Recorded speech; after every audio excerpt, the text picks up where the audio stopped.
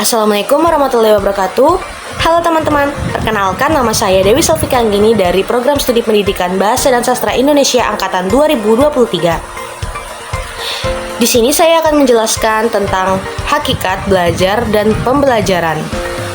Sebelumnya terima kasih kepada Ibu Dr. Nina Kuina Hadi Putri, SPD SS MPD, selaku dosen pengampu mata kuliah belajar pembelajaran. Langsung saja kita ke poin pertama, yaitu apa sih hakikat dari belajar itu?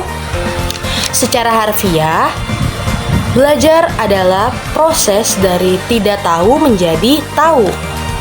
Secara istilah keilmuan, belajar merupakan perilaku kognitif yang memerlukan tingkat keterbukaan kondisi yang tertentu yang akan menghasilkan perubahan tingkah laku atau disposisi untuk bertindak.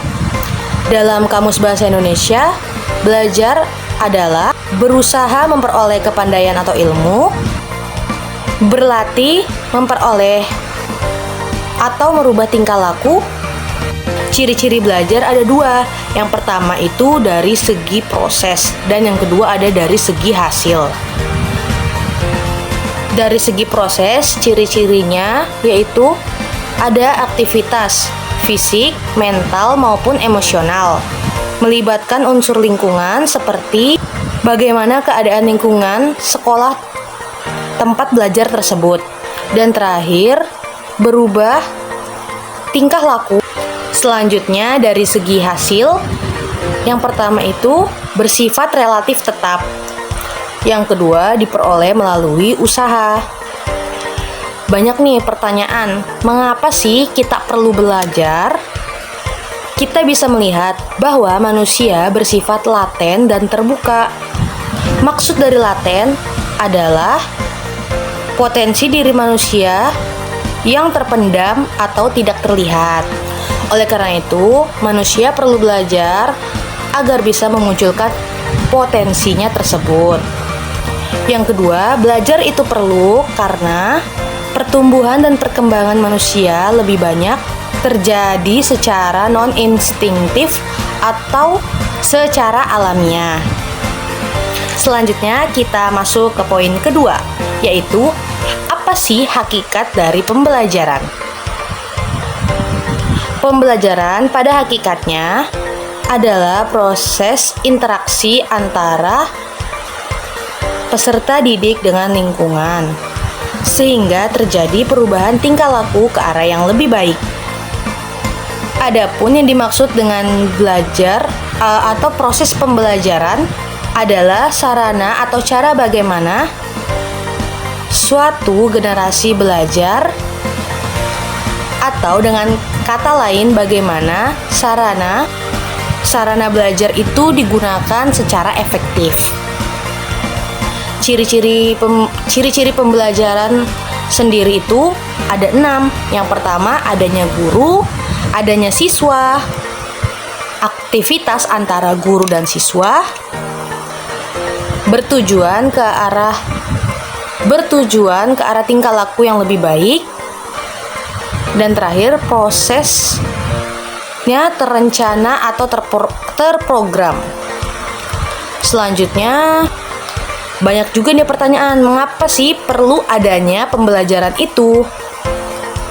Peristiwa belajar tidak selalu terjadi atas inisiatif dari individu. Yang kedua, individu memerlukan untuk mengembangkan potensi yang ada pada dirinya. Dan yang ketiga itu perlunya lingkungan yang kondusif guna mencapai tujuan pembelajaran. Selanjutnya ada faktor-faktor yang mempengaruhi proses belajar pembelajaran itu. Yang pertama itu ada guru, siswa, tujuan, materi, instrumental atau alat, dan lingkungan. Nah, di sini kita akan kupas satu-satu faktor-faktor tersebut. Yang pertama dari faktor guru dulu nih. Faktor guru itu dia terbagi menjadi 2. kondisi fisik yang terdiri dari kondisi kesehatan umum dan kondisi fungsi inderawi. Yang kedua, ada kondisi psikis yang terdiri dari suasana kejiwaan, pedagogis, kepribadian, dan sosial. Selanjutnya kita masuk ke faktor siswa. Faktor siswa itu ada dua juga nih, kondisi fisik dengan kondisi psikis. Faktor dari siswa ini, kondisi fisik dan psikisnya itu sama seperti yang di atas yang tadi sudah saya jelaskan. Kondisi guru ya. Bedanya kalau di kondisi psikis siswa itu dia ada bakat, kemampuan, minat, dan lain sebagainya. Selanjutnya ada faktor tujuan pembelajaran. Faktor tujuan pembelajaran itu ada 4. Yang pertama itu kejelasan, urgensi, terus tingkat kesulitan, lalu kesesuaian dengan tingkat perkembangan siswa. Selanjutnya ada faktor materi pembelajaran itu ada 4. Yang pertama itu ada kejelasan materi, terus yang kedua itu ada kemenarikan materi, terus sistematika materi tersebut, dan jenis materi tersebut.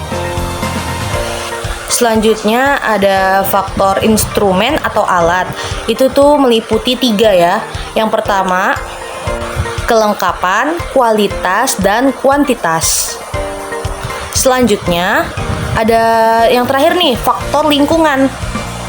Nah, faktor lingkungan itu ada 2. Yang pertama itu ada suhu dan kelembapan udara. Yang kedua ada lingkungan sosial yang meliputi manusia dan representasi manusia.